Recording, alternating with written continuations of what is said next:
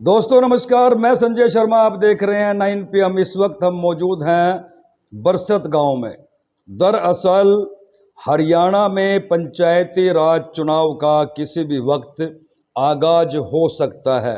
BCA को लेकर के ड्रा हो चुके हैं और उसके बाद अब लगातार तमाम ग्राम पंचायतों में चुनाव की न केवल सुगबुगाहट गर्म हो चुकी है बल्कि सियासी पारा पूरी तरह से उफान पर है। हम लगातार आपको दिखा रहे हैं घरोंडा विधानसभा के अंतर्गत आने वाले जिला परिषद के वार्ड, ब्लॉक समिति के वार्ड, ग्राम पंचायत। उसी क्रम में आज हम पहुंचे हैं बरसत गांव में।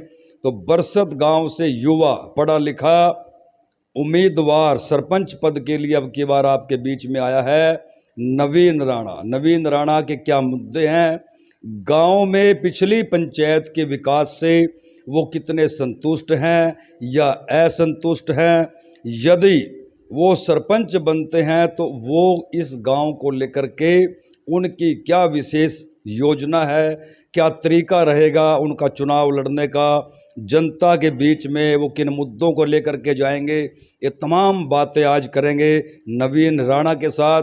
शेयर करते रहिए आप लोग, क्योंकि 9 PM की टीम लगातार इलाके के एक एक गांव में जाकर के उन तमाम प्रत्याशियों से बातचीत करेगी और जानेगी कि उनके मुद्दे क्या हैं, गांव को लेकर के वो कितने गंभीर हैं और गांव में और क्या होना चाहिए। तो सीधा चलते हैं नवीन राणा के पास। बरसत ग्राम पंचायत को लेकर के उनके क्या मुद्दे हैं। नवीन जी, बहुत बहुत स्वागत है आपका। धन्यवाद जी। मेरा नाम नवीन राणा है जी। शर्मा जी नमस्कार। नवीन भाई, क्या क्या मुद्दे हैं? चुनावी मैदान में उतर गए हो आप सरपंच पद को लेकर के। ऐसा जी, चुनाव मुद्दे बहुत बड़े बड़े हैं बरसत में। जैसे अपना 5 पॉइंट आया था बरसत में।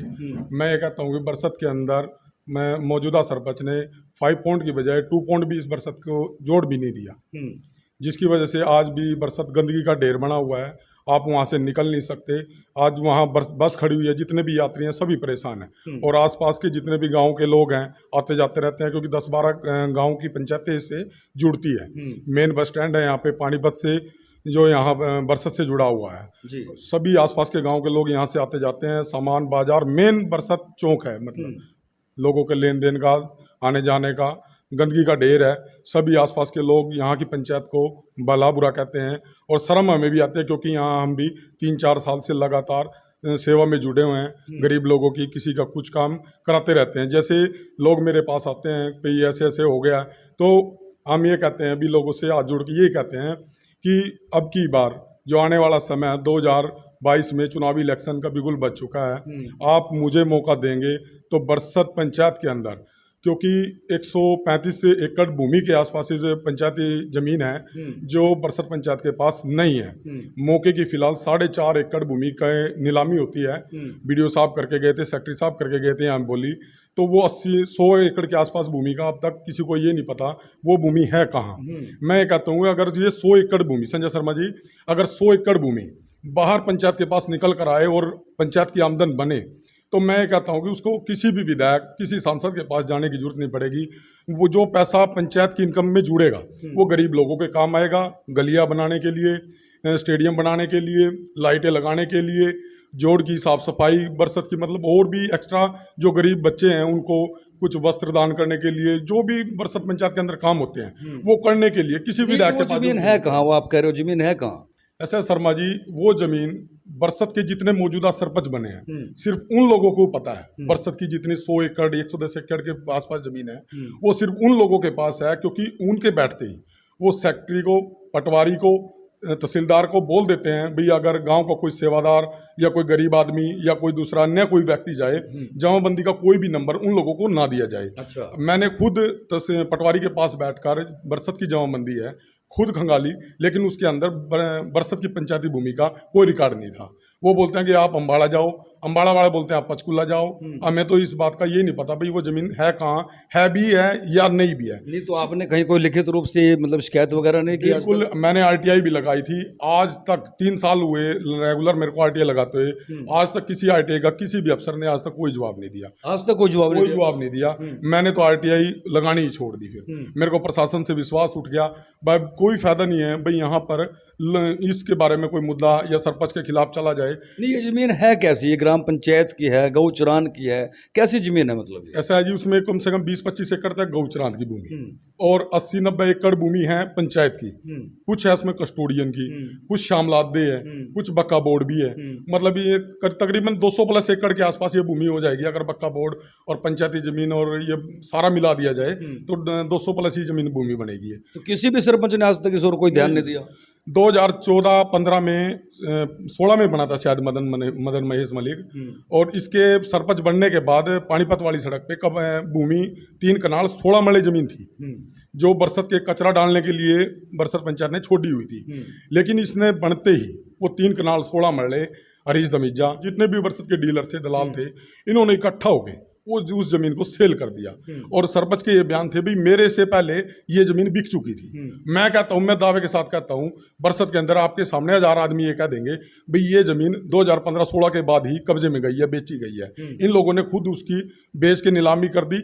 नीलाम करने के बाद जो जो इनके कमीशन आया मिल बांट के न तो सारा खा लिया। जी। तो वो आप लोगों ने कहीं उस वक्त शिकायत वगैरह नहीं की? उसकी निशानदेही भी हुई थी, रामेश्वर सैनी हैं उसके, उन्होंने निशानदेही भी ली बाकायदा, लेकिन वहाँ पे झगड़ा कर दिया गया है। कुछ जो शरारती तत्व हैं बरसत के, जो अपने आप को चौधर बोलते हैं बरसत की, वो लोग सभी एक जगह इकट्ठा हो गए, एक टेबल पे खाना खाते हैं। चाहे वो मदन महेश मलिक हो, चाहे हरीश दमीजा हो, वो कोई भी, लेकिन अंदर खाते सब एक हैं। लेकिन गरीब जनता की कोई सुनवाई करने वाला नहीं है यहाँ पे 2015 के बाद आप आंकड़े उठाकर देख लो, यहाँ पे किसी गरीब आदमी का मकान नहीं बना। अभी लिस्ट जारी हुई थी, कम से कम 92 मकानों की लिस्ट जारी हुई थी, उसमें से सिर्फ 12 मकान बने हैं बरसत के अंदर। वो भी पता नहीं कैसे कैसे करके दाव पेच लगा के किसी का कहीं से किसी का कहीं से निकाल कर मैं 12 मकान लेके आया। लेकिन आज मदन महेश मलिक जो बरसत गांव का सरपंच है वो अपने ऊपर ठीकरा फोड़ता है कि मैंने 10-12 गांव पंचायत के मकान बनवाए हैं गरीबों के। मैं ये कहता हूँ कि बरसत के अंदर अगर आप निकलोगे तो 250 प्लस मकान ऐसे मिलेंगे जिनके सिर पे मतलब जो कड़ियाँ हैं पंडित जी जो गड़ी हुई हैं बिल्कुल, अगर उनका ये नहीं पता उन बच्चों के साथ कब मिसहैप नहीं हो जाएगी। इतना खतरा घर के अंदर बना रहता है। और 15-20 विधवाएं ऐसी हैं जिनके मतलब बच्चे भी कमाने के लिए घर परिवार में कोई नहीं है। वो फैक्ट्रियों के अंदर कोई धागा निकालती है, कोई कुछ निकालती है, और उनके 15-20 फुट कम से कम 10 फुट में मान के चलो धरती से गहराई पे है। अगर बरसात हल्की फुल्की बरसात हुई तो अपने घर के अंदर डब्बा लेके बैठती है और बाहर गली में पानी निकालने के लिए आती है। आप खुद विश्वास नहीं करोगे, आपकी आंखों में आंसू आ जाएंगे अगर आप बरसात के अंदर हर घर में जाकर देखोगे तो।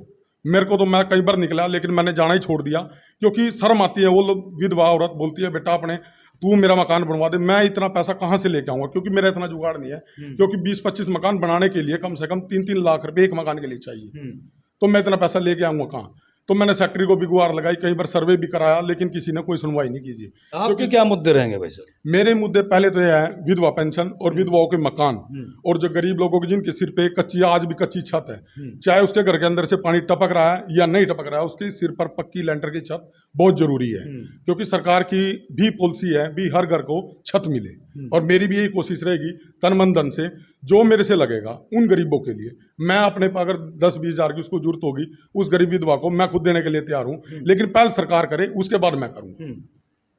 और इसके अलावा जो बीपीएल कार्ड थे अपने डिपो वाले जो कटवा देते हैं बीपीएल कार्ड, आज बीपीएल कार्ड कम से कम 250 प्लस बीपीएल कार्ड बरसत के अंदर से काट दिए गए, और उन लोगों के बीपीएल कार्ड बने हुए हैं शर्मा जी यहाँ पे जिन लोगों का मतलब जमीन भी है, ट्रैक्टर भी है, साधन सब मतलब साधन संपन्न है बिल्कुल, उन लोगों के इस बरसत के अंदर बीपीएल कार्ड बने हुए। 2 बातें होगी। तीसरी बात मेरी सरकार से एक बार है दोबारा फिर भी एक बार बरसत का सर्वे बीपीएल कार्ड के आधार पर सर्वे किया जाए भाई गरीब लोगों को इन लोगों को जरूरत है या नहीं है बीपीएल कार्ड की।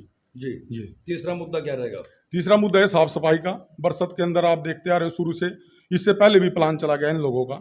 बरसत के जो चौधरी को आते हैं अपने आप में, ये कहते हैं भी हम बरसत के मालिक, हम चौधरी हैं, हम सहन साहब बरसत के, भाई हम साफ सफाई करें, लेकिन उन्हें पूरे 10-12 आज 12 साल हो गए, बरसत आज भी गंद का ढेर है। मेरा सर्वप्रथम यही काम रहेगा कि बरसत के अंदर मैं एक एक जो कचरा भी पड़ा होगा अपने हाथ से खुद उठाऊंगा, उसको जाकर के अपने हाथ से खुद झाड़ू लगाऊंगा। सर्वप्रथम मेरा काम ये रहेगा। सफाई कर्मियों पर पूरा ध्यान रहेगा, सफाई पे भी पूरा ध्यान रहेगा। नाली जहां से कोई नाली टूटी होगी उसको भी मैं दोबारा रिपेयर करने का। मैं टोकूंगा आपको, चुनाव से पहले तो सभी लोग ऐसे वादे करते हैं, कहीं ऐसा तो नहीं कि जनता आपको यदि सरपंच बना देती है उसके बाद आप भी फिर अपना चौधरी हो जाओ, नवाब हो जाओ? ऐसा नहीं है शर्मा जी। आज जोड़कर पूरे गांव राम से मैं आज जोड़कर रिक्वेस्ट करता हूँ, प्रार्थना करता हूँ, अगर मेरे से कोई गलती भी हो जाए, आपका जूत और मेरा सिर होगा। सर्वप्रथम अगर सफाई ना की तो अपना इस्तीफा आपकी टेबल आपके पैरों में होगा मेरा। मैं आप सरपंची करना छोड़ दूंगा अगर ये गलत कदम मैंने उठाया तो। अगर बरसत के लोगों की सेवा ना हुई तो मैं बरसत पंचायत को ही छोड़ के यहाँ से निकल दूंगा। ये मेरा वादा आप देख लो, सोच लो। दावे तो भाई साहब बहुत लोग करते आए हैं। मेरे पिता और 4 भाई थे। आज तक उन्होंने पूरे परिवार में, पूरा गुआंढी 10-12 पंचायतें लगती हैं, गरोंडा के आसपास भी जितना भी गांव है, सभी मेरे दादाजी को जानते हैं। मेरे परिवार में मेरे पिताजी को भी जानते हैं, मेरे चाचा जी को भी जानते हैं, सारों को जानते हैं। क्योंकि आज तक उन्होंने किसी गरीब किसी का भी आज तक बुरा नहीं किया। और हमारी भी यही कोशिश रहेगी, अपने बुजुर्गों से यही सीखा है, किसी गरीब का दिल ना दुखे, किसी का कुछ भी बिगाड़ ना सके हम। अगर बिगाड़ने से अगर किसी का हम अच्छा भी ना कर सके, उसका बुरा भी ना करो। तो मेरी तो सोच यही है, गरीबों का साथ दो, इन गरीबों को आगे लेके चलो। इनका मकान, जो इनकी व्यवस्था, इनकी सुविधाएं हैं, उनको इनके सरकार की जो व्यवस्थाएं चली हुई हैं, सुविधाएं सरकार देती है, इनको इन सुविधाओं से अवगत कराया जाए। तो पिछली पंचायत में जो विकास कार्य दावे किए जाते हैं कि गांव में करोड़ों रुपया लगा, उससे आप कितना संतुष्ट हैं? ऐसा शर्मा जी, पता नहीं मैं विधायक साहब ने कितना पैसा इस पंचायत के अंदर दे दिया। आज तक 10-12 गांवों की पंचायत है, ये भी सोचने पे मजबूर है विधायक साहब ने इतना पैसा दे कैसे दिया। इतना पैसा कम से कम 1.5-2 करोड़ रुपया 5 पॉइंट जोड़ का आया था। उसमें से करीब अगर आप पूरे गाँव आप भी सर्वे करो जाके, 40 लाख से ऊपर आप भी नहीं जा पाओगे। किसी इंजीनियर से आप टेस्ट करवा लें उसको, भाई कितना पैसा इस 5 पॉइंट के ऊपर लगा हुआ है। तो यहीं से गबन होना शुरू चला गया। इन्होंने पानीपत वाली सड़क बनवाई थी, PWD ने बनाई थी वो सड़क। स्टेडियम की मिट्टी थी, यहाँ स्टेडियम में ज़मीन दी गई थी, वहाँ से वो स्टेडियम लाट किया गया 2.5-3 किले के आसपास। लेकिन आज आप देख लो 3 कनाल से ऊपर नहीं होगा। और वहाँ की मिट्टी उठा के इसने पानीपत वाली सड़क पे डाल दी, और वो PWD से उसका पैसा भी ले लिया। हॉस्पिटल के अंदर इसने जितना भी रेत आया, कोरसेंट भी आया, सब खैन से उठा गया, वो भी फ्री। लेकिन उसकी भी पर्ची बिल बना के इसने सरकार से उसका पैसा लिया एजेंट से।